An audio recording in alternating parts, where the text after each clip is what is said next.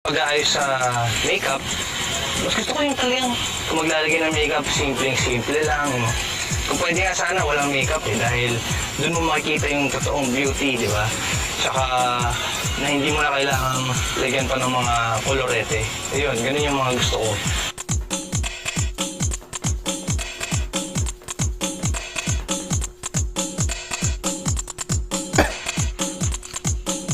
As they say, less is more. So for you, Dennis, less makeup, the better.